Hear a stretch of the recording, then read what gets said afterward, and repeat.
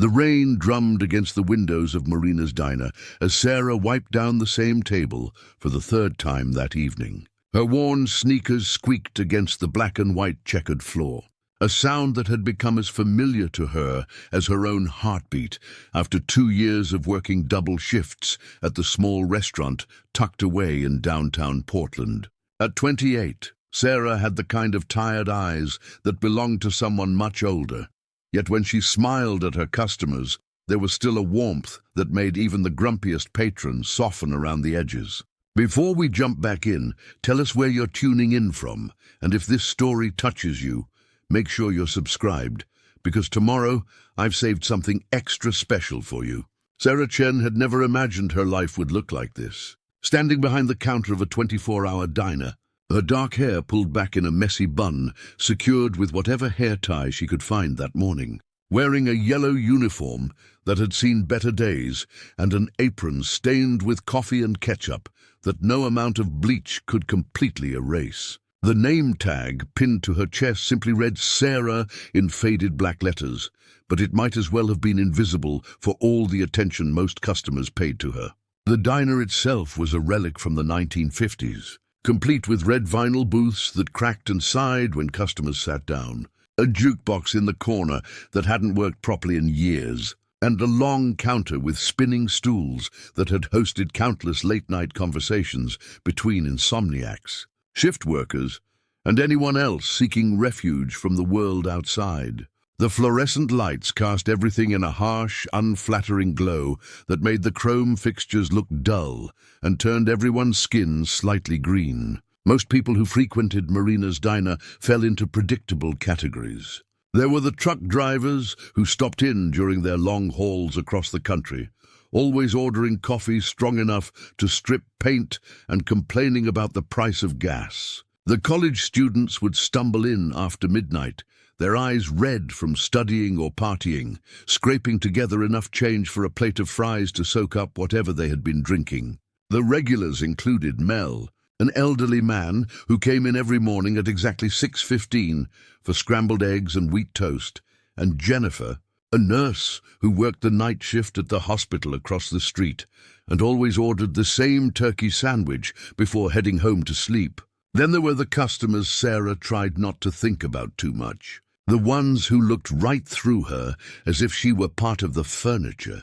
The business people who talked loudly on their phones while she refilled their coffee, never acknowledging her presence with so much as a nod. The teenagers who would leave messes on purpose and snicker when she had to clean them up, as if her job existing solely for their entertainment somehow made them superior. Sarah had learned to navigate all of these personalities with practiced ease. She knew exactly how long to let Mel's coffee cool before refilling his cup, could predict which college students would tip well and which ones would leave her pocket change, and had mastered the art of being polite, but not overly friendly, to customers who seemed to view kindness as weakness. What none of these customers knew, what nobody at Marina's diner knew, was that Sarah had once been something entirely different. Hidden beneath her tired exterior and calloused hands was a past that felt like it belonged to someone else entirely. A past filled with concert halls, standing ovations, and dreams that had once seemed as solid and achievable as the ground beneath her feet. 15 years ago, Sarah Chen had been one of the most promising young pianists on the West Coast. Her parents, both immigrants from Taiwan who had worked multiple jobs to afford piano lessons, had recognized their daughter's extraordinary talent when she was just 5 years old. Unlike other children who banged randomly on the keys, Sarah would sit at their old upright piano and pick out melodies she had heard on the radio, her small fingers finding the right notes with an intuition that seemed almost supernatural. By the time she was 10, Sarah was winning local competitions and performing in recitals that left audiences speechless. Her teacher, Professor Catherine Morrison, was a former concert pianist who had studied at Juilliard and rarely took on new students. But when Sarah's parents brought their daughter to her studio, Catherine knew immediately that she was in the presence of something special, Sarah's technique was flawless, her musical interpretation sophisticated far beyond her years, and her stage presence was magnetic in a way that couldn't be taught. When she played, she didn't just perform the notes on the page. She told stories, painted emotional landscapes, and created experiences that lingered in listeners' minds long after the last note had faded. The years that followed were a whirlwind of competitions, masterclasses, and performances. Sarah won the State Youth Piano Competition 3 years in a row, performed as a soloist with the Portland Youth Orchestra, and was featured in the local newspaper as a rising star to watch. College scouts from prestigious music schools began attending her recitals when she was just 15, and by her senior year of high school, she had received full scholarship offers from the New England Conservatory, the San Francisco Conservatory, and her dream school, the Curtis Institute of Music in Philadelphia. Sarah remembered the day the acceptance letter from Curtis arrived. She had been practicing in the living room of their small apartment when her mother came in, holding the thick envelope with shaking hands. Curtis accepted fewer than 5% of applicants, and their piano program was legendary. Students who graduated from Curtis didn't just become professional musicians. They became the musicians that other musicians looked up to. The letter began with the words she had dreamed of reading. "We are delighted to inform you that you have been accepted into the Curtis Institute of Music with a full scholarship." Sarah had screamed with joy, her mother had cried, and her father had called in sick to work so they could celebrate as a family. Professor Morrison had hugged her so tightly that Sarah could barely breathe, telling her that this was just the beginning of what was sure to be an extraordinary career. Everything had been planned out perfectly. Sarah would spend 4 years at Curtis, studying with some of the world's most renowned piano teachers. She would perform in master classes, compete in international competitions, and build the kind of resume that would lead to a career as a concert pianist. She had already started researching apartments in Philadelphia and planning which pieces she would work on during her first semester. But life, as Sarah learned in the most painful way possible, rarely follows the plans we make for it. 3 weeks before she was supposed to leave for Philadelphia, Sarah's father collapsed at his construction job. The doctors at the emergency room delivered news that shattered her family's world: advanced pancreatic cancer that had somehow gone undetected until it was far too late for treatment. The man who had worked 16-hour days to pay for his daughter's piano lessons, who had never missed a single one of her recitals, who had taught her that hard work and dedication could overcome any obstacle, was given 6 months to live. The medical bills began arriving immediately.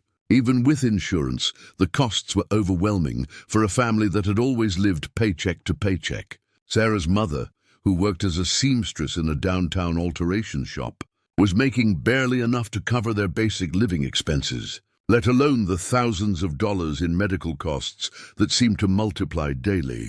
Sarah found herself facing an impossible choice. She could go to Curtis as planned, pursue the musical career she had worked toward her entire life, and watch her family drown in debt while her father died without her support. Or she could stay in Portland, find work to help with the medical bills, and give up. Preparing and narrating this story took us a lot of time, so if you are enjoying it, subscribe to our channel. It means a lot to us. Now back to the story. The dream that had defined her identity since childhood. For Sarah, it wasn't really a choice at all. She called the admissions office at Curtis and explained the situation, asking if she could defer her enrollment for a year. The administrator she spoke with was sympathetic but firm. The scholarship was for that specific academic year and could not be transferred. If Sarah didn't enroll that fall, she would have to reapply the following year with no guarantee of acceptance or financial aid. Sarah hung up the phone and immediately began looking for work. She found a job at a local restaurant, then picked up a second job cleaning offices at night. She told herself it would just be temporary, just until her father recovered or at least stabilized. But pancreatic cancer doesn't follow convenient timelines. and her father's condition deteriorated rapidly. He passed away 4 months later, on a cold February morning, when Sarah was holding his hand and humming one of the Chopin nocturnes he had always loved hearing her play. The funeral expenses added another layer of debt to their already overwhelming financial burden, and Sarah realized that her temporary sacrifice was becoming permanent. She tried to keep up with her piano practice during those first few months after her father's death, sneaking into the high school after hours when she knew the music rooms would be empty. But her hands, which had once been soft and perfectly conditioned for hours of practice, were developing calluses from restaurant work. Her fingernails, which she had always kept short and neat for playing, were constantly breaking from cleaning chemicals and manual labor. More importantly, the emotional toll of losing her father and watching her dreams slip away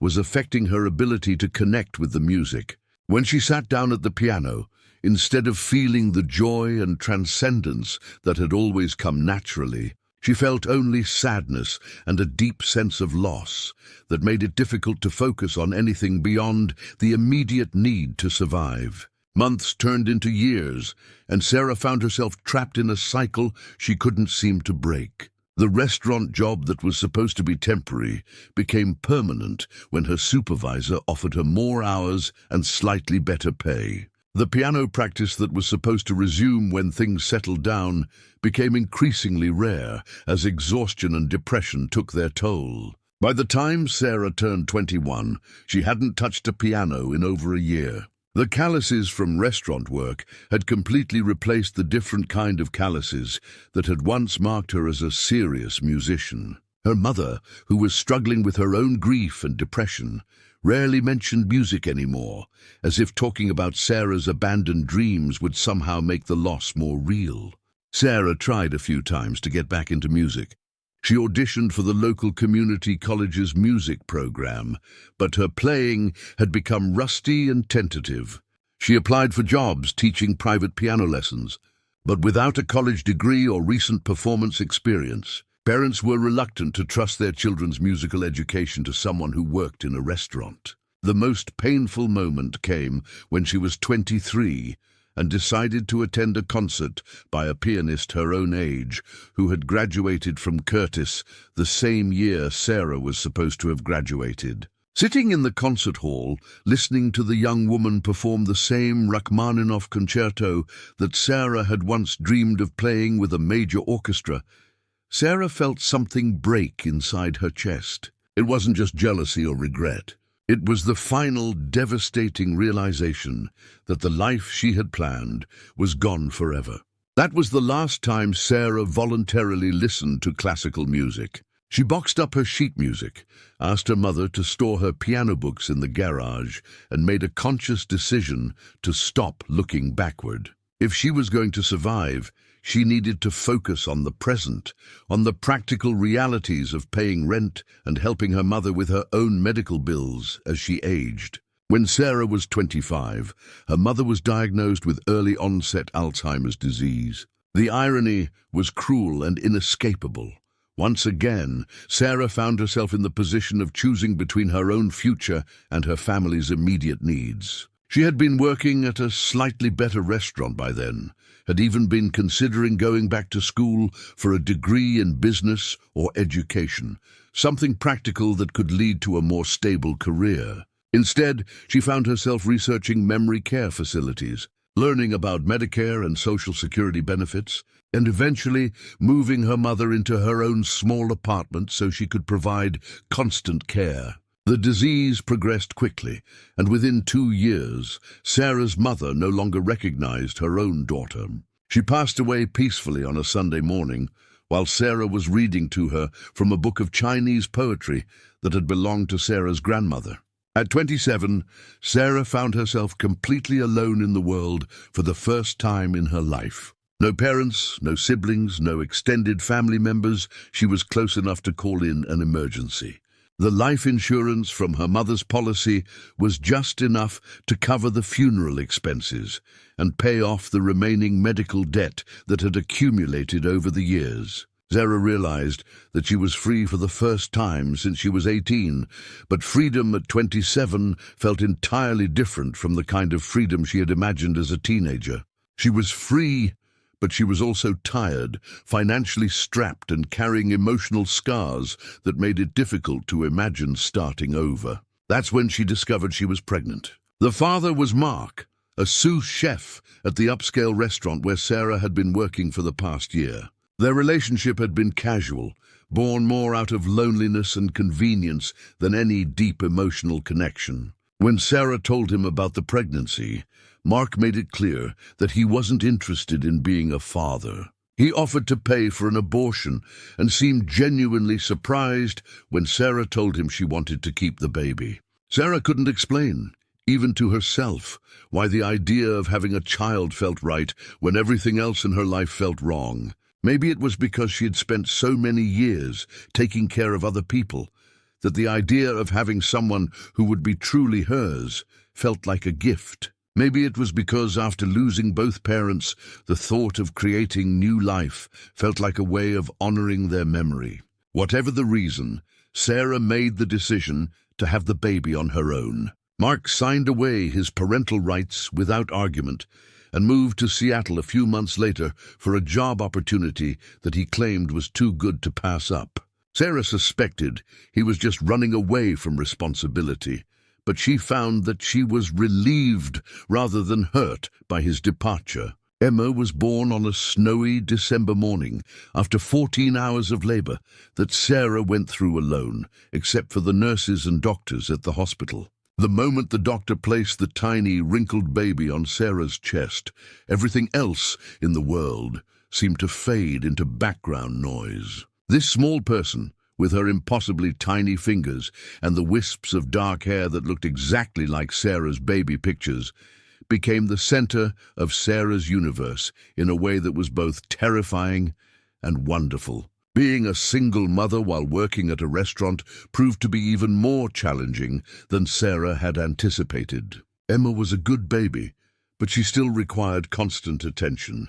Feeding every few hours, diaper changes, doctor appointments, and all the emotional energy that comes with caring for someone so completely helpless and dependent. Sarah's boss at the restaurant was understanding at first, allowing her to bring Emma to work during slow periods and giving her a flexible schedule when childcare arrangements fell through. But as the months went by, it became clear that the situation wasn't sustainable. Sarah was exhausted from being up all night with the baby, her work performance was suffering, and customers occasionally complained about having a crying infant in the dining room. When Emma was 8 months old, Sarah made the difficult decision to find a new job that would better accommodate her situation as a single mother. That's how she ended up at Marina's Diner, a place that was willing to work with her schedule and didn't mind if she occasionally brought Emma to work during her evening shifts when other childcare options fell through. Marina's Diner wasn't exactly a step up in terms of prestige or pay, but it offered something that had become more valuable to Sarah than money: flexibility and understanding. The owner, an elderly Greek woman named Marina Kostas, had raised 5 children of her own and seemed to understand the challenges that came with single motherhood. She allowed Sarah to work split shifts that accommodated Emma's nap schedule, didn't complain when Sarah occasionally had to leave early for pediatrician appointments, and even let Emma sleep in a makeshift bed in the office during late-night shifts when Sarah couldn't find a babysitter. The work itself was exactly what people expected from a diner job: taking orders, serving food, refilling coffee cups, cleaning tables, and dealing with whatever combination of personalities happened to wander through the door on any given day. The pay was minimum wage plus tips, which meant that Sarah's income fluctuated wildly depending on factors completely beyond her control. Some nights, she would go home with $60 in tips, enough to feel optimistic about paying the electric bill. Other nights, she would work 8 hours and leave with $12 in her pocket, wondering how she was going to afford groceries for the week. The apartment Sarah shared with Emma was a small one-bedroom in a complex that had seen better days about 30 years ago. The carpet was stained and worn. The kitchen appliances were older than Sarah herself, and the heating system made concerning noises throughout the winter months. But it was affordable, relatively safe, and close enough to the diner that Sarah could walk to work when her car was acting up, which happened more often than she cared to admit.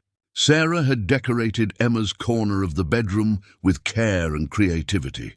Using hand-me-down furniture from thrift stores and bright curtains, she had sewn herself to create a space that felt cheerful and cozy, despite the apartment's obvious limitations. She had hung glow-in-the-dark stars on the ceiling above Emma's crib and painted a small bookshelf with colorful stripes to hold the collection of children's books she had been accumulating from library sales and garage sales. The most painful part of Sarah's current situation wasn't the long hours or the financial stress or even the exhaustion that seemed to be her constant companion. It was the way she had become completely invisible to most of the world around her. When people looked at her, they saw exactly what they expected to see.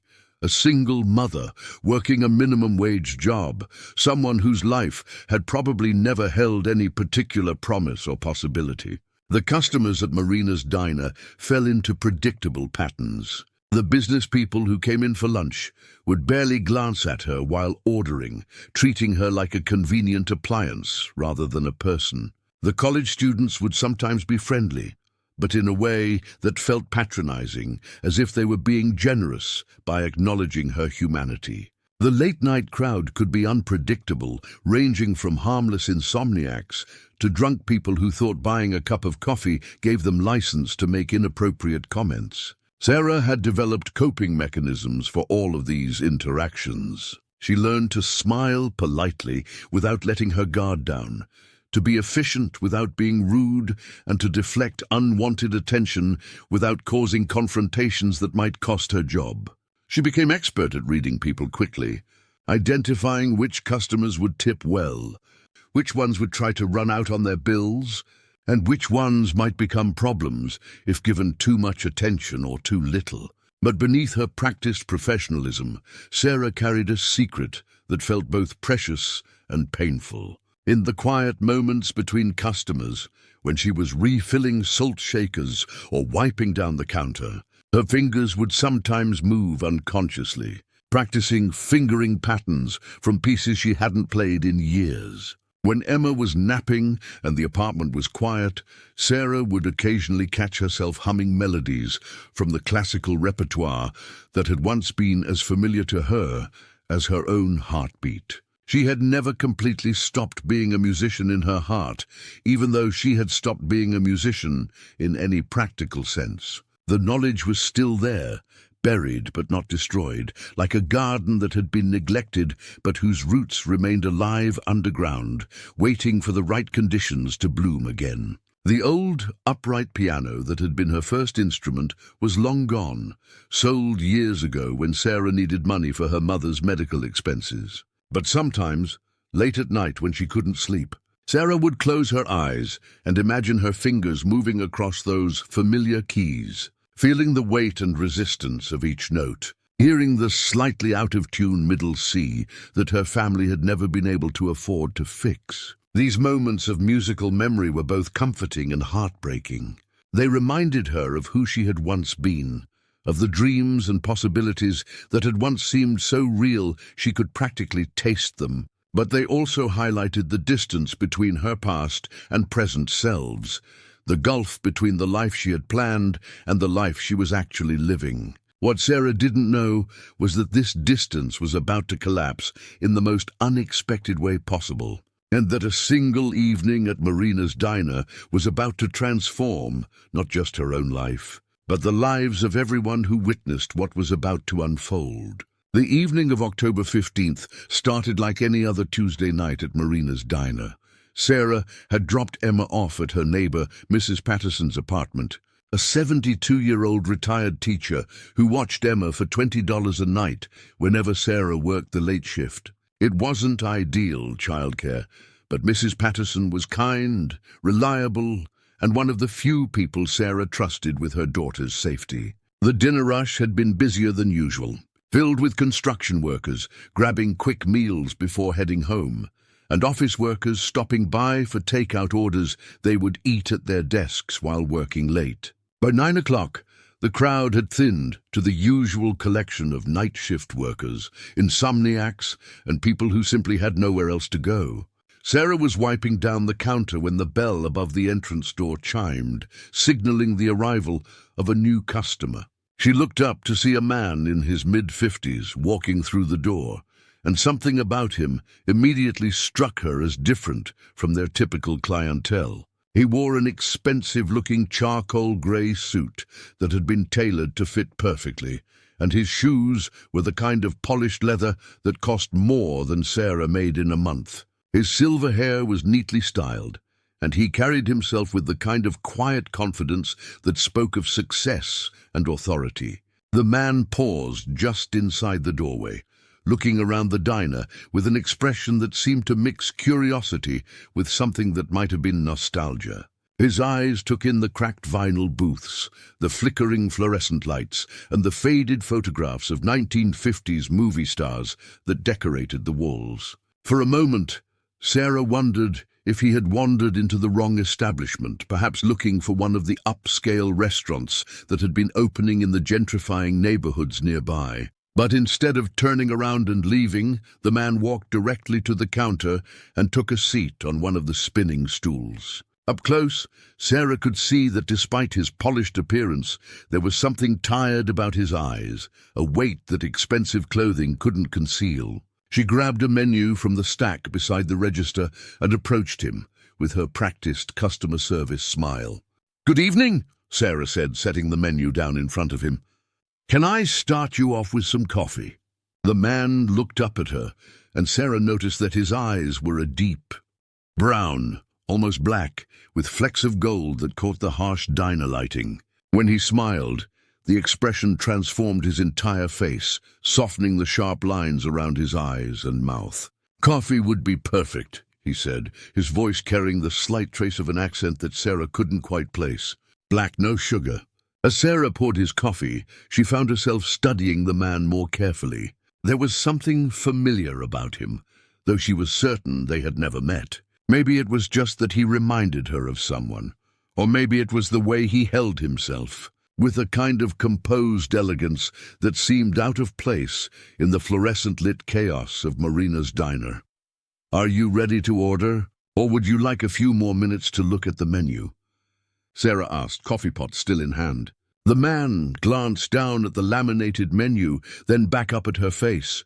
"What would you recommend? I have to admit, it's been a long time since I've eaten at a place like this." Sarah found herself genuinely considering the question rather than giving her usual automatic response. Most customers who asked for recommendations didn't really want her opinion. They just wanted someone to confirm that their predetermined choice was acceptable. But something about this man's tone suggested that he was actually interested in what she had to say. "The meatloaf is surprisingly good," Sarah said. "Marina makes it from scratch, and the mashed potatoes are real, not from a box. If you're looking for something lighter, the turkey sandwich is decent, and the soup changes daily. Today is chicken and rice, which is one of the better ones." The man nodded thoughtfully. "The meatloaf sounds perfect. And another cup of coffee when you get a chance." As Sarah wrote down his order and headed back to the kitchen, she found herself wondering about her new customer. His clothes and demeanor suggested wealth, but he didn't carry himself with the arrogance that she had come to expect from rich people. He had made eye contact when she spoke, actually listened to her menu recommendations, and treated her like a person rather than a service provider. While waiting for the kitchen to prepare his order, Sarah went about her usual evening routine. She refilled salt shakers, restocked napkin dispensers, and cleaned tables that were already spotless, all while keeping one eye on the well-dressed stranger at the counter. He sat quietly, occasionally sipping his coffee and looking around the diner with an expression that seemed almost wistful. When Sarah brought him his meal, the man thanked her with genuine warmth and began eating with obvious appreciation. "This is excellent," he said after taking a few bites. "You were absolutely right about the meatloaf. Sarah felt an unexpected flush of pleasure at the compliment. Most customers barely acknowledged her presence, let alone praised her recommendations. "Marina's a good cook," Sarah replied. "She's been running this place for almost 30 years. "And how long have you been working here?" the man asked, and Sarah was surprised by the personal nature of the question. Customers occasionally made small talk, but they rarely showed genuine curiosity about her life. "About 2 years," Sarah said, suddenly conscious of how long that seemed. 2 years of wiping down the same tables, serving the same menu items, earning the same meager tips that barely covered her expenses. Do you enjoy it?" the man asked, and Sarah found herself at a loss for how to answer. The honest response was complicated. She didn't enjoy the work itself, but she was grateful to have a job that accommodated her responsibilities as a single mother. She didn't enjoy dealing with difficult customers or worrying about whether she would earn enough tips to pay her bills. But she had grown fond of Marina and appreciated the flexibility and understanding she was shown. "It pays the bills," Sarah said finally, which seemed like the safest response.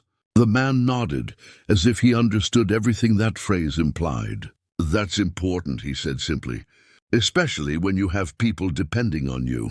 Sarah glanced at him sharply, wondering how he could have known about Emma, but there was nothing calculating or intrusive about his expression, just a kind of gentle understanding that suggested he had faced his own share of responsibilities and difficult choices. As the evening wore on, the diner gradually emptied until Sarah and the well-dressed stranger were the only 2 people in the main dining area. Marina had gone home hours ago, leaving Sarah to handle the night shift on her own, which was standard procedure during the slower weekday evenings. The cook, a taciturn man named Luis, who spoke very little English, was cleaning up the kitchen and would leave as soon as the last customer was gone. The stranger seemed in no hurry to leave. He ordered a piece of apple pie and another cup of coffee, then sat quietly reading a newspaper he had picked up from the rack near the entrance. Occasionally, he would glance up at Sarah as she went about her closing duties, but he didn't seem to be watching her in a way that made her uncomfortable. If anything, his presence was oddly reassuring, like having a polite and undemanding relative visiting. Around 11:30, Luis finished in the kitchen and said goodnight to Sarah in his heavily accented English. She locked the back door behind him and returned to the dining area, where the stranger was folding his newspaper and reaching for his wallet. "I should probably let you close up," he said apologetically. "I didn't realize how late it had gotten." "No rush," Sarah said, though she was eager to finish her closing duties and get home to Emma. Mrs. Patterson charged by the hour, and every extra minute meant less money in Sarah's pocket. As the man counted out bills to pay for his meal, Sarah noticed that his hands were elegant and well manicured, but there were small scars on his knuckles and a slight callus on one fingertip that suggested he wasn't someone who had lived his entire life behind a desk. "Keep the change," he said, handing Sarah a $20 bill for a meal that had cost $12. The tip was generous, but not so extravagant as to feel like charity, and Sarah appreciated the thought that had gone into the gesture. "Thank you," she said sincerely. "I hope you enjoyed your dinner." The man stood up from his stool and paused, as if he were about to say something else. For a moment, Sarah thought he might ask for her phone number or suggest meeting for coffee, interactions she had learned to navigate carefully over the years. Instead, he looked around the empty diner with that same wistful expression she had noticed when he first arrived. "I used to come to a place like this when I was younger," he said quietly. "Different city, different life, but the same feeling. There's something honest about these places, something real that you don't find in fancier establishments."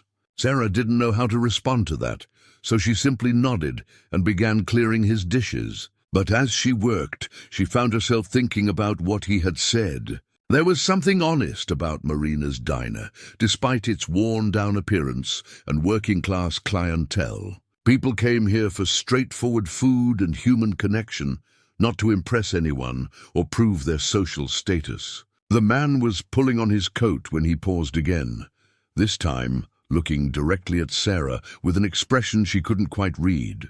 "You have a good evening," he said, but there was something in his tone that made it sound like more than a polite farewell. "Drive safely," Sarah replied automatically, then felt foolish when she realized he probably had a driver waiting outside in some expensive car. But when Sarah glanced out the window a few minutes later, she saw the man walking down the street alone, his hands in his coat pockets and his breath visible in the cold night air.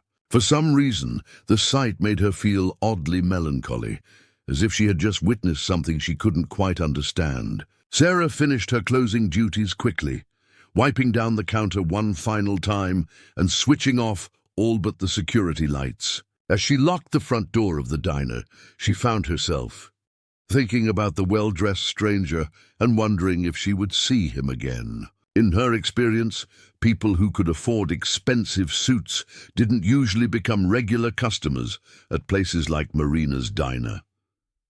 The next morning, Sarah woke up to the sound of Emma singing to herself in her crib. At 18 months old, Emma had developed an extensive vocabulary of nonsense words and melodies that she would combine into elaborate songs that seemed to make perfect sense to her, even if no one else could understand them. Sarah lay in bed for a few minutes, listening to her daughter's cheerful chatter and feeling the familiar mixture of love and exhaustion that defined her daily existence. Getting ready for the day shift at the diner was a carefully choreographed routine that Sarah had perfected over months of practice. She would shower quickly while Emma was still contained in her crib, then dress both herself and her daughter while mentally reviewing the list of things she needed to remember. Bottles, diapers, change of clothes for Emma, her own work uniform, the $20 she owed Mrs. Patterson for the previous evening's babysitting.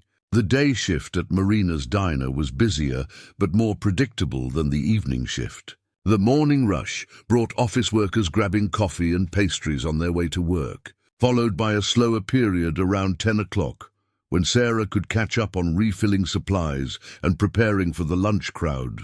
The customers were generally more hurried during the day, focused on getting their food quickly rather than lingering over conversations. Sarah found herself thinking about the well-dressed stranger throughout the morning, wondering who he was and what had brought him to their humble diner.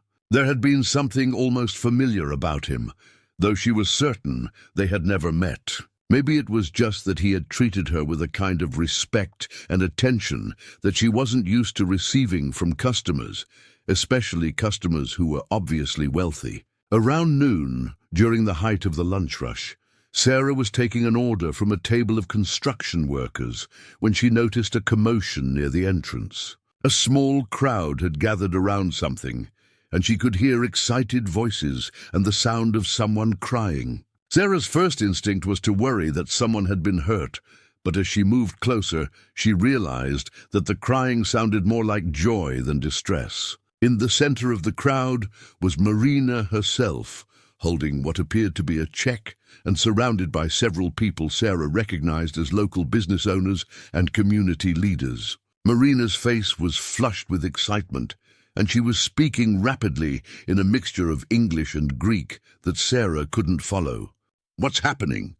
Sarah asked Tony, one of the regular customers who had been watching the scene unfold. Tony grinned at her with obvious excitement. "Some rich guy came in this morning and bought the whole building," he said. "Paid off Marina's mortgage, set up some kind of trust fund for her retirement, and told her she could keep running the diner exactly the way she always has." Sarah felt her stomach drop. In her experience, when wealthy people got involved in working-class establishments, it usually meant changes that benefited the wealthy people more than the workers. "Is she selling the diner?" Sarah asked, trying to keep the worry out of her voice. If Marina sold the business, Sarah would lose the job that had become her lifeline, the flexible schedule that allowed her to care for Emma while still earning enough money to survive. "That's the crazy part," Tony said. "The guy apparently told her he didn't want to change anything, just wanted to make sure the place would stay open and that Marina could stop worrying about money." Can you believe that? Who does something like that?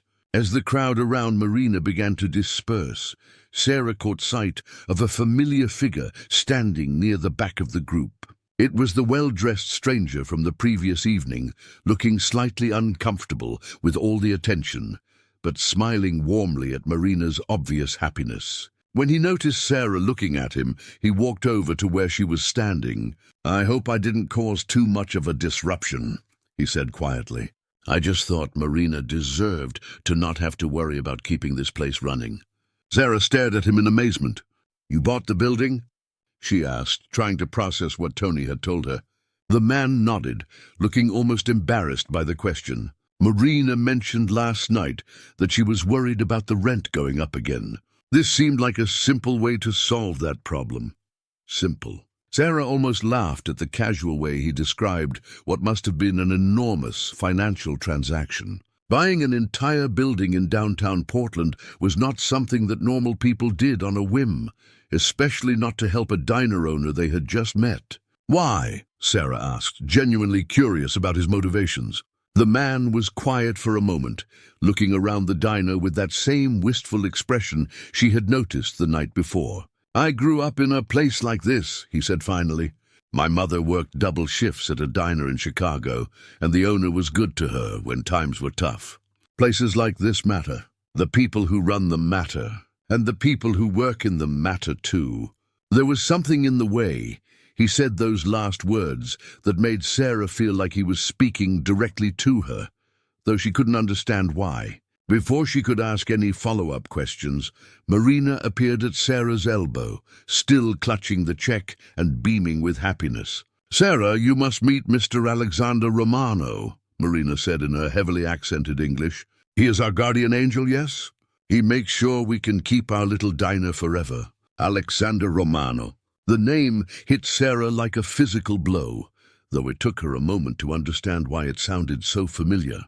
Alexander Romano was one of the most successful music producers in the world, the man behind dozens of platinum albums and the careers of some of the biggest names in classical and contemporary music. Sarah had heard his name countless times during her years of serious musical study. Romano was legendary for his ability to discover and develop talent, for his perfectionism in the recording studio, and for his reputation as someone who could make or break a musician's career with a single decision. He had worked with everyone from world-renowned opera singers to crossover artists who brought classical music to mainstream audiences. And he was standing in Marina's diner, having just bought the building to help a 70-year-old Greek woman keep her restaurant open. Sarah felt suddenly dizzy, as if the fluorescent lights had become too bright and the familiar sounds of the diner had become overwhelming.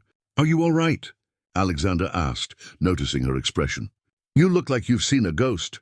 Sarah opened her mouth to respond, but no words came out. She was trapped between her instinct to reveal that she knew who he was and her fear of what that conversation might lead to. If Alexander Romano knew about her musical background, he would want to know why she was working as a waitress instead of pursuing her career. And Sarah wasn't sure she was ready to tell that story, especially not to someone who represented everything she had given up. "I'm fine," Sarah managed to say. "Just surprised by everything that's happened today." Alexander studied her face for a moment longer, as if he sensed there was more to her reaction than simple surprise. But before he could ask any more questions, Marina grabbed his arm and began pulling him toward a table where several other community members were waiting to thank him personally. Sarah spent the rest of her shift in a state of barely controlled anxiety. Every time she looked up, she expected to see Alexander Romano watching her with the kind of calculating expression that successful people used when they were trying to figure out how to use someone. But whenever their eyes met across the diner, he simply smiled and returned his attention to whatever conversation he was having. As the afternoon wore on, Sarah began to relax slightly. Maybe Alexander didn't recognize anything unusual about her. Maybe she was just another waitress in another diner, someone whose life was too ordinary to merit his attention.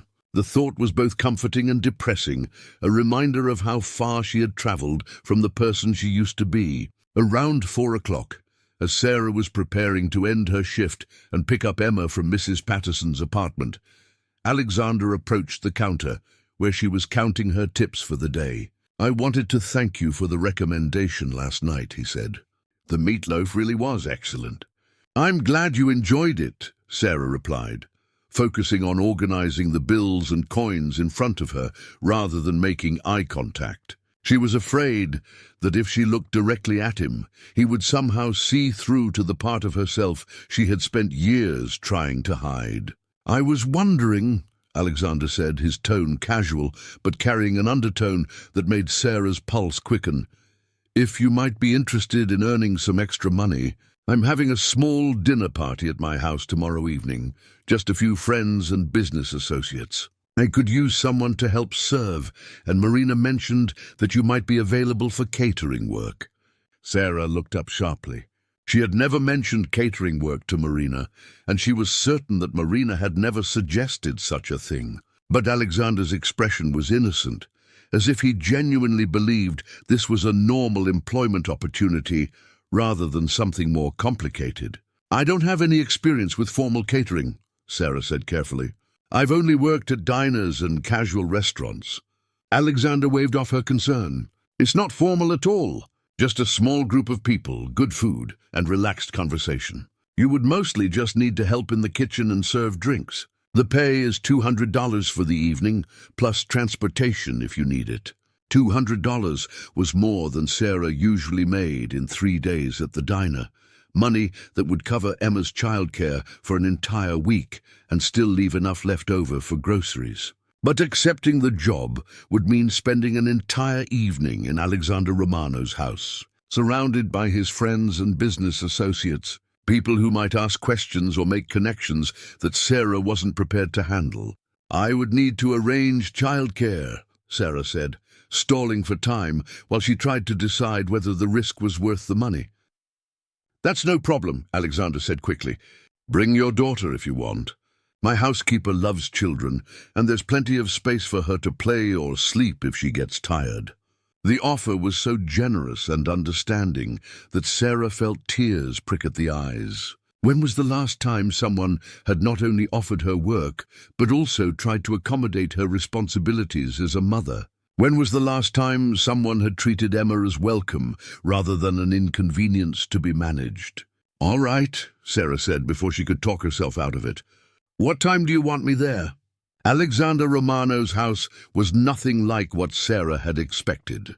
Instead of the ostentatious mansion she had imagined, complete with marble columns and gold fixtures, she found herself standing in front of a beautifully restored, craftsman-style home nestled in the hills, overlooking the city.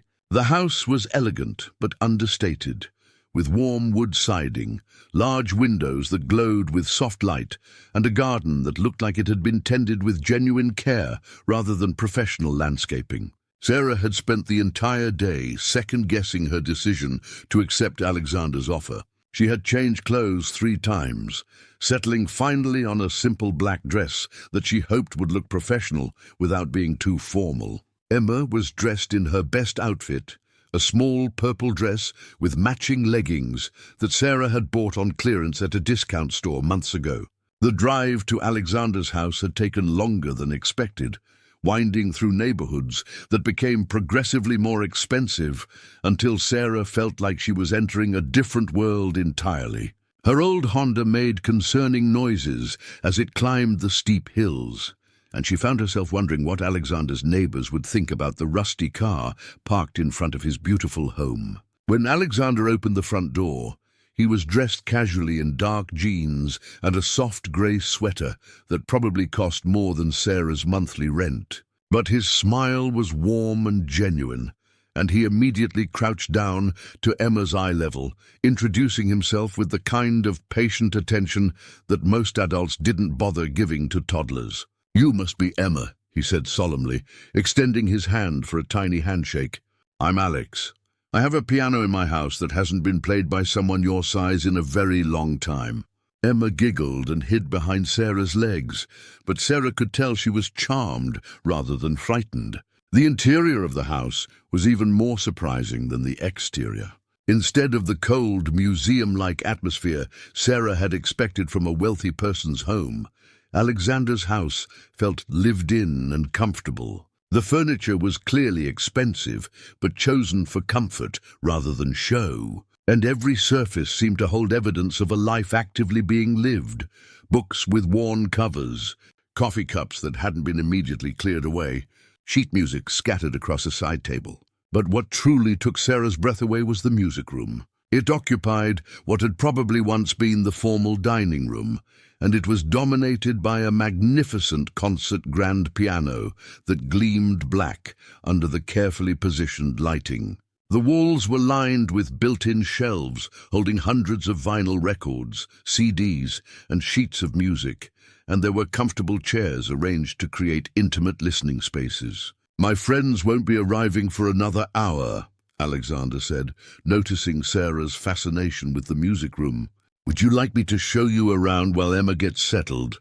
Sarah nodded, unable to take her eyes off the piano. It was a Steinway Model D, the kind of instrument that concert halls and recording studios used, worth more money than Sarah could easily comprehend. She hadn't been this close to a piano of this caliber since her days as a serious student, when she would occasionally be allowed to practice on similar instruments at the conservatory. "Do you play?" Alexander asked, his tone casual but his eyes watching her face carefully. Sarah felt heat rise in her cheeks. "I used to," she said quietly, which was both the truth and a vast understatement. "A long time ago." Alexander nodded, as if this confirmed something he had already suspected. "The piano doesn't get played as much as it should," he said. "I keep meaning to find time, but work has a way of taking over everything else." He led them through the rest of the house, pointing out the kitchen, where Sarah would be working, the guest bathroom, and a small sitting room where Emma could play if she got tired of being around the adults. Alexander's housekeeper, a cheerful woman named Carmen, who spoke with a slight accent that Sarah couldn't place, immediately took charge of Emma with the efficiency of someone who had raised children of her own. Within minutes, she had Emma settled at the kitchen table with coloring books and a cup of apple juice, chattering to her in a mixture of English and what sounded like Portuguese. As Alexander's guests began arriving, Sarah found herself thrust into a world she had only imagined from the outside. The people who walked through his front door were successful, sophisticated, and comfortable with the kind of wealth that Sarah had only encountered in magazines and movies. There was a woman who owned several art galleries, a man who conducted the city's symphony orchestra, a tech entrepreneur who had sold his company for hundreds of millions of dollars, and a classical violinist whose recordings Sarah had once owned. But what surprised Sarah most was how normal they all seemed when they weren't performing their public personas. They talked about their children's school, problems, complained about traffic and grocery stores, and shared the kinds of mundane concerns that filled everyone's daily life, regardless of their bank account balance. Sarah's job for the evening was relatively straightforward. She helped Carmen serve appetizers and drinks, cleared dishes between courses, and generally tried to stay in the background while the dinner party unfolded. The conversation ranged from local politics to travel stories, to heated debates about various artists and performances, and Sarah found herself genuinely interested despite her intention to remain professionally detached. Around 10 o'clock, after the main course had been cleared and coffee and dessert were being served, one of the guests made a suggestion that changed everything. "Alex," said the violinist, a woman named Victoria, whose red hair and dramatic makeup made her look like she had stepped out of an opera, "you really must play something for us. It's been months since we've heard you perform." Alexander shook his head with a smile that looked slightly forced. "I'm out of practice," he said. "Besides, tonight is about good company and conversation, not putting anyone on the spot to perform." But the other guests picked up Victoria's suggestion with enthusiasm. "Come on, Alex," said the symphony conductor, a distinguished man with silver hair and wire-rimmed glasses. "Just one piece. That Chopin you played at the fundraiser last year was extraordinary." Sarah felt her stomach clench as she realized what was about to happen. If Alexander sat down at that piano and played, she would have to hear it, would have to stand there serving coffee and pretending that the music wasn't tearing her apart from the inside. She had managed to avoid live classical music for years, knowing that it would bring back too many memories and too much pain. But Alexander continued to resist his guests' suggestions, and Sarah began to hope that the evening would end without any musical performances. She was refilling water glasses when she overheard part of a conversation that made her pause. "The problem with classical music today," the art gallery owner was saying, "is that it's become too elitist, too removed from ordinary people's lives. We've created this artificial barrier between serious music and the real world, and then we wonder why audiences are shrinking." Victoria nodded emphatically. "It's true. Classical music used to be popular entertainment. People would go to concerts the way they go to movies now. But somewhere along the way, we convinced everyone that you need special education or cultural background to appreciate it." The tech entrepreneur, a younger man who had been mostly quiet during dinner, looked up from his dessert. "I've always wanted to understand classical music," he admitted. "But every time I go to a concert, I feel like I'm missing something that everyone else knows. Like there's a secret code I haven't learned."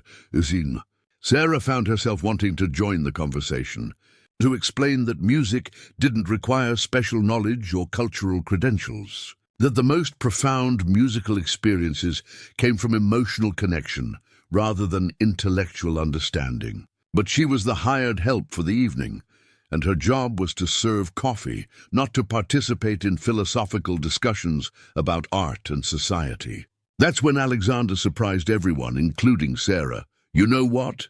he said, standing up from his chair with sudden decision. "Maybe we should test that theory. Sarah, would you come here for a moment?" Sarah's blood turned to ice water. She had been so careful all evening to remain invisible, to avoid drawing any attention to herself that might lead to uncomfortable questions. But now Alexander was looking directly at her, and all of his guests were turning to see what he had in mind. "I don't understand," Sarah said, setting down the coffee pot with hands that she hoped weren't visibly shaking. Alexander walked over to the piano and gestured for her to join him. "You mentioned that you used to play," he said gently. "I was wondering if you might be willing to demonstrate Victoria's point about classical music being accessible to everyone." Sarah felt dizzy. The room seemed to tilt slightly, and she had to grip the back of a chair to steady herself. "I really couldn't," she said, her voice barely above a whisper. "I haven't played in years. I wouldn't want to embarrass myself." But Alexander's guests were already expressing interest and encouragement. "Oh, how wonderful," Victoria said. "I love discovering hidden talents." The symphony conductor nodded approvingly. "Music is a universal language," he said. "Formal training is helpful, but it's not everything." Sarah looked around the room at the expectant faces and felt trapped.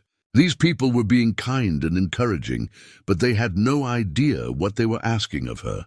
They thought they were inviting a waitress with a hobby to play a few simple songs. They had no concept of the dreams and heartbreak and lost years that were wrapped up in her relationship with music. "I'm sorry," Sarah said, taking a step backward toward the kitchen. "I really can't. I should check on Emma and start cleaning up the dishes." But Alexander moved between her and the exit, his expression gentle but determined. "Sarah," he said quietly so that only she could hear, "I know who you are." The words hit her like a physical blow. Sarah felt the color drain from her face, and for a moment she thought she might actually faint. "I don't know what you mean," she said, but her voice came out weak and unconvincing. Alexander's voice remained soft, but there was something in his tone that made it clear he wasn't going to let this go. "Sarah Chen, winner of the Pacific Northwest Young Artist Competition 3 years running, accepted to Curtis Institute with full scholarship. I saw you perform when you were 17 at a masterclass in Seattle. I've never forgotten that performance." Sarah stared at him in shock and growing horror. The masterclass in Seattle had been one of her last major performances before her father became ill. One of the events that was supposed to help build her resume for college applications and future career opportunities. She'd played Chopin's Piano Sonata No. 2, and the response from both the audience and the teaching artist had been overwhelmingly positive. "That was a long time ago," Sarah said, her voice barely audible. "I'm not that person anymore." Alexander studied her face with the intensity of someone trying to solve a complex puzzle. "What happened?" he asked simply.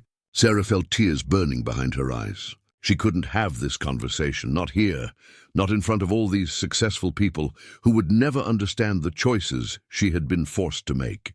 "I need to check on my daughter," she said, turning toward the kitchen. But this time, it was Victoria who stopped her. "Wait," the violinist said, her voice filled with genuine curiosity rather than social politeness. "You were a serious pianist." "How serious?" Sarah found herself trapped in a circle of interested faces, people who were no longer making polite conversation, but were genuinely intrigued by this unexpected development. The tech entrepreneur leaned forward in his chair. "What kind of music did you play?" Before Sarah could answer, Alexander was already moving toward a cabinet filled with sheet music. "I think I still have some of the pieces from that masterclass program," he said, rifling through stacks of music. "Here it is. Chopin Sonata No. 2 in B-flat minor." He set the music on the piano and opened it to the first page. Sarah recognized it immediately, even after all these years. She could remember the weight of the keys under her fingers, the way the opening theme seemed to emerge from silence like a question being asked, the technical challenges that had taken her months to master. "I really can't," Sarah said, but her voice lacked conviction. Despite everything, despite the years of deliberate avoidance and emotional protection, she felt drawn to the piano like a magnet. "Just the opening?" Alexander said gently. "Just a few measures, so my friends can understand what we've been talking about." Sarah looked around the room one more time, seeing the expectant faces of people who had no idea they were asking her to resurrect a part of herself that she had buried years ago. Then she looked at the piano, at the sheet music that had once been as familiar to her as her own name, and felt something shift inside her chest. "If I mess up," she said quietly, "please remember that I warned you." Alexander smiled and gestured toward the piano bench. "I have a feeling you won't mess up." Sarah walked to the piano on unsteady legs, feeling like she was moving through a dream. The bench was exactly the right height, and when she placed her hands on the keys, they felt both foreign and familiar at the same time. Her fingers had changed over the years, becoming rougher and less flexible from restaurant work, but the muscle memory was still there, waiting beneath the surface like water beneath ice. She closed her eyes and took a deep breath, trying to find the calm center that had once come so naturally to her before performances. When she opened her eyes and looked down at the keys, something clicked into place, as if a part of her that had been sleeping for years was finally waking up. The opening notes of the Chopin Sonata emerged from the piano with a clarity and power that surprised even Sarah. Her fingers moved across the keys with increasing confidence, finding the patterns and phrases that had been burned into her muscle memory during countless hours of practice. The technical passages that had once seemed so challenging now felt manageable, and the emotional content of the music began to flow through her like water through a broken dam. As she played, Sarah felt the years melting away. She was 17 again, full of dreams and possibilities, believing that music could take her anywhere she wanted to go. But she was also 28, shaped by loss and sacrifice, and the kind of hard-earned wisdom that only comes from facing impossible choices and living with the consequences. The combination of her youthful technical skill and her adult emotional depth created something that was more powerful than anything she had achieved as a teenager.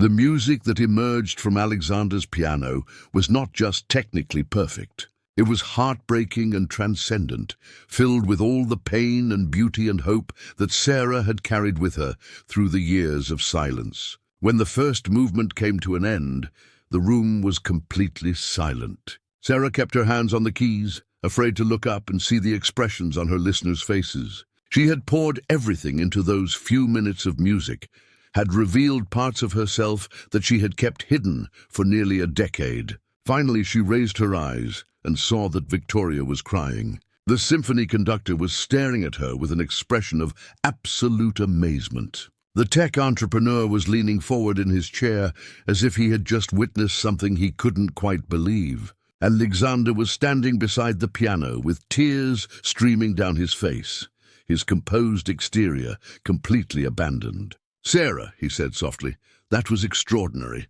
That was absolutely extraordinary." Victoria wiped her eyes and shook her head in wonder. "I've heard that sonata performed by some of the world's greatest pianists," she said, "but I've never heard it played with such emotional truth.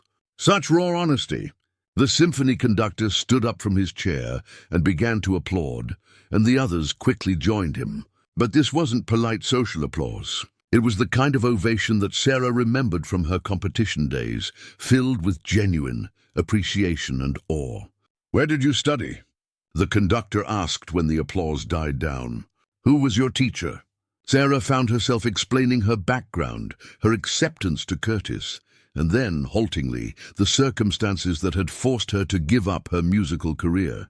As she told her story, she watched the faces around her change from curiosity to understanding, to something that looked like grief. When she finished, the room was quiet for a long moment. Then Alexander spoke, his voice filled with a determination that Sarah recognized from their first meeting at the diner. "This is unacceptable," he said firmly. "Talent like this doesn't just disappear because of circumstances. There has to be a way to fix this." Sarah shook her head quickly. "It's too late," she said. "I'm 28 years old. I have a daughter to support. I can't just abandon my responsibilities to chase dreams that should have died years ago." But Victoria was already pulling out her phone. "I know people," she said. "Competitions that have different age categories, scholarships specifically for non-traditional students, programs designed for people who want to return to music after taking time away." The tech entrepreneur spoke up from his corner. "And I know something about the practical side of pursuing dreams while supporting a family. There are ways to make it work if you really want to." Sarah felt overwhelmed by their enthusiasm and support, but also terrified by the possibilities they were suggesting. She had spent so many years convincing herself that her musical life was over, that the idea of reviving it felt both thrilling and impossible. Alexander sat down on the piano bench beside her. "Sarah," he said gently, "what do you want? Not what you think is practical or responsible, but what do you actually want?" Sarah looked down at her hands, still resting on the piano keys, and felt the answer rise up from somewhere deep in her chest. "I want to play music," she whispered. "I want to play music for people who will listen and understand and feel something real." Alexander smiled and reached into his jacket pocket, pulling out a business card. "Then let's make that happen," he said. "Let's figure out how to make that happen." 6 months later, Sarah stood backstage at the Portland Community Center, her hands trembling slightly as she listened to the murmur of the audience settling into their seats. The green velvet dress she wore was borrowed from Victoria, who had insisted that Sarah needed something special for her debut recital. Through the gap in the curtains, she could see Marina sitting in the third row, beaming with pride and clutching a bouquet of flowers that was almost as large as she was. The journey from that evening at Alexander's dinner party to this moment had been anything but smooth. The initial enthusiasm of Alexander's guests had been genuine, but translating that support into practical help had required months of careful planning, difficult conversations, and compromises that sometimes left Sarah wondering if she was making the right choice. The first challenge had been financial. Even with the generous scholarships and grants that Victoria had helped her locate, returning to serious musical study required an investment of time and money that seemed impossible on a waitress's salary. Alexander had offered to simply pay for everything, but Sarah had refused, knowing instinctively that accepting such a large gift would change the nature of their relationship in ways that might ultimately be harmful to both of them. Instead, they had worked out a more complex arrangement. Alexander hired Sarah as his personal assistant, a position that paid significantly more than her diner job and offered flexible hours that allowed her to practice and take lessons. The work itself was interesting and varied. helping Alexander manage his correspondence, research potential artists for his record label, and coordinate the logistics of his various business projects. Most importantly, the job allowed Sarah to be around music again without the pressure of performing. She attended recording sessions as Alexander's representative, helped evaluate demo recordings from aspiring artists, and gradually rebuilt her understanding of the contemporary music industry. The experience was both educational and emotionally healing, allowing her to reconnect with music as a listener and music lover before she had to face the vulnerability of performing. Finding time to practice had required even more creative solutions. Alexander had offered her access to his piano whenever she wanted, but the drive to his house and back ate up time that Sarah couldn't afford to lose. Instead, the symphony conductor from the dinner party, whose name was Chen and who turned out to be a distant cousin of Sarah's father, arranged for her to use practice rooms at the conservatory during off-peak hours. The early morning practice sessions became a ritual that defined Sarah's new life. She would drop Emma off at a new daycare center that opened at 6 a.m., then spend 2 hours at the piano before beginning her workday with Alexander. The physical challenge of rebuilding her technique after years away from serious practice was exhausting and sometimes discouraging. But the emotional satisfaction of reconnecting with music made every sore muscle and cramped finger worth the effort. Emma, who was now 2 years old and speaking in complete sentences, had adapted to their new routine with the resilience that children often display in the face of change. She loved visiting Alexander's house, where Carmen would teach her Spanish words and let her help in the garden. She was fascinated by the piano and would stand beside the bench during Sarah's practice sessions, occasionally reaching up to press keys and create her own musical experiments. Sarah's relationship with Alexander had evolved in unexpected ways. What had begun as a professional arrangement had gradually become a genuine friendship, built on mutual respect and shared passion for music. Alexander never pushed Sarah to move faster than she was comfortable with, never made her feel like she owed him anything beyond honest work and dedication to her musical development. But there were moments when Sarah sensed something deeper in their interactions, a warmth and attention that went beyond mentorship or friendship. Alexander would sometimes watch her practice with an intensity that made her conscious of every movement, every expression that crossed her face while she played. He remembered details about Emma's development and interests that most employers wouldn't bother to notice. When Sarah had been sick with the flu earlier in the spring, Alexander had shown up at her apartment with homemade soup and offers to help with Emma's care that went far beyond professional obligation. Sarah wasn't sure how she felt about the possibility of romantic involvement with Alexander. The practical part of her brain recognized that he was attractive, successful, and genuinely kind, all qualities that would make him an excellent partner. But the cautious part of her heart, the part that had been hurt by Mark's abandonment and shaped by years of financial insecurity, worried about the power imbalance in their relationship and the potential complications that might arise if things didn't work out. For now, she was content to let their relationship develop naturally, while focusing on the more immediate challenge of rebuilding her musical career. Tonight's recital was both a celebration of how far she had come and a test of whether she was truly ready to take the next step toward professional performance. The program she had chosen reflected both her classical training and her personal journey. She would begin with the Chopin sonata that had revealed her identity at Alexander's dinner party, followed by a Debussy prelude that had been one of her favorites as a teenager, and concluding with a contemporary piece written by one of Alexander's artists that told the story of a woman finding her voice after years of silence. As Sarah adjusted her dress and prepared to walk onto the stage, she thought about all the people who had helped make this moment possible. Marina had closed the diner early so that all her regular customers could attend the recital.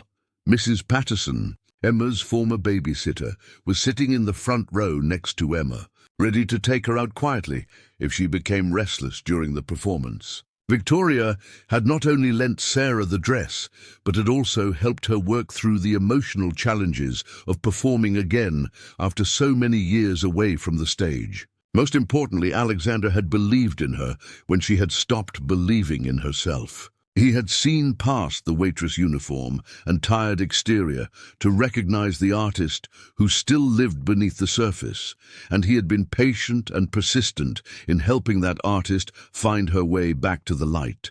The stage manager appeared at Sarah's elbow, giving her the 5-minute warning. Through the curtain, she could hear the audience settling into expectant silence. Her heart was beating so fast that she wondered if people in the front row would be able to hear it, but along with the nervousness was a feeling of excitement that she hadn't experienced in over a decade. This was what she'd been born to do. This was what all the years of practice and sacrifice and dreaming had been leading toward. As she walked onto the stage and approached the piano, Sarah felt a sense of completion that went beyond personal satisfaction. She was honoring the memory of her parents, who had worked so hard to give her this gift. She was showing Emma that dreams postponed were not necessarily dreams destroyed, and she was proving to herself that it was never too late to become the person you were meant to be. The audience applauded as Sarah took her place at the piano bench, but the sound seemed to come from very far away. As she placed her hands on the keys and prepared to begin the Chopin sonata, everything else faded into background noise. There was only the music waiting to be born and her hands ready to give it life. The opening notes emerged from the piano with a clarity and power that surprised even Sarah. This was different from her performance at Alexander's house, more controlled but somehow more emotionally honest. The months of practice and preparation had given her the technical security to take musical risks that she wouldn't have dared attempt before. As the first movement unfolded, Sarah felt herself connecting with the audience in ways that she remembered from her youth but had thought she might never experience again. She could sense their attention, their emotional engagement with the music, their willingness to be taken on the journey that she was creating for them. The Debussy that followed was like a conversation between Sarah and her younger self, acknowledging the dreams that had been lost while celebrating the wisdom that had been gained. The contemporary piece that concluded the program was the most challenging, both technically and emotionally, but it was also the most rewarding. As she played the final notes, Sarah felt like she was announcing to the world that she was back, that she was ready to claim her place as a musician and artist. The applause that followed was thunderous and sustained, the kind of ovation that Sarah remembered from her competition days. But this felt different, more meaningful, because it was recognition not just of her talent but of her journey, her persistence, her refusal to let circumstances define her permanently. As Sarah stood to take her bow, she saw Alexander in the audience, tears streaming down his face, applauding with an enthusiasm that made her own eyes fill with tears. She saw Marina, Victoria, Robert, and dozens of other people who had supported her return to music. But most importantly, she saw Emma in the front row, clapping her small hands together and calling out, "Mama! Mama!" with pure joy and pride. After the formal reception that followed the recital, Alexander drove Sarah and Emma home through the quiet Portland streets. Emma had fallen asleep in her car seat, exhausted from the excitement of the evening and the late hour. Sarah sat in the passenger seat, still wearing her borrowed green dress, holding the bouquet of roses that Alexander had given her after her performance. "How do you feel?" Alexander asked as they stopped at a red light. Sarah considered the question seriously. How did she feel? Triumphant, certainly. Relieved that the performance had gone well. Grateful for all the support she had received. But underneath all of those emotions was something deeper and more complex. "I feel like myself again," she said finally. "For the first time in almost 10 years, I feel like the person I was always supposed to be."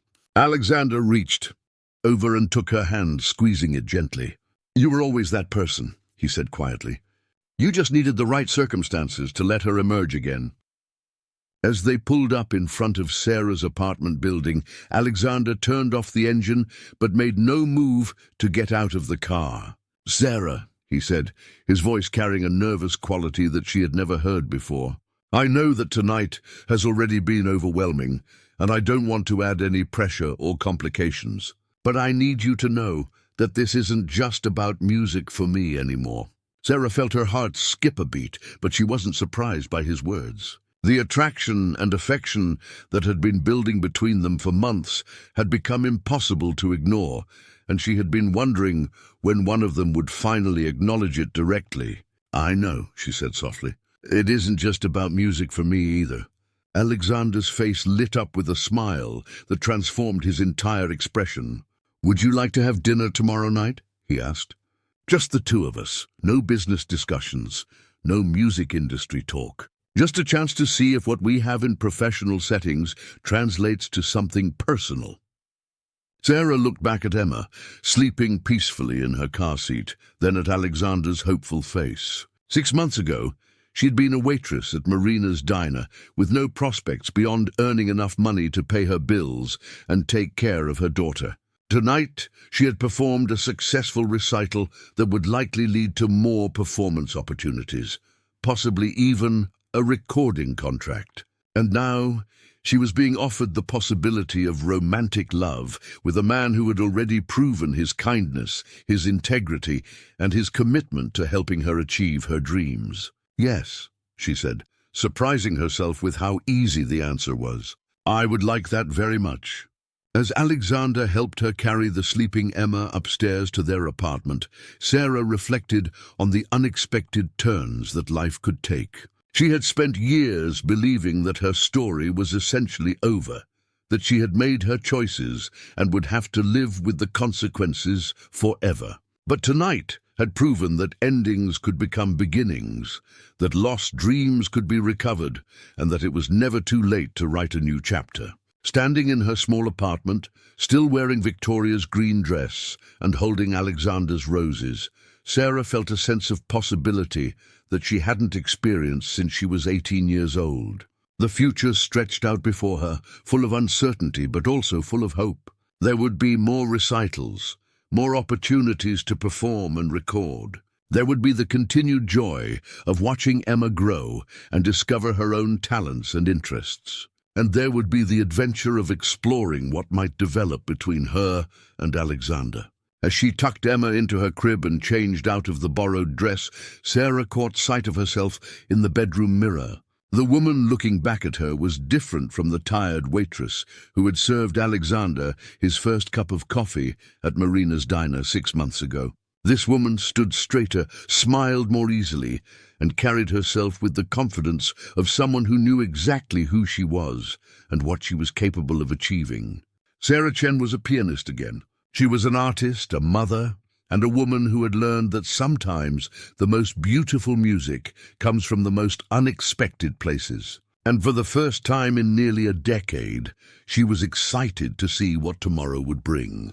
Up next, you've got 2 more standout stories right on your screen. If this one hit the mark, you won't want to pass these up. Just click and check them out.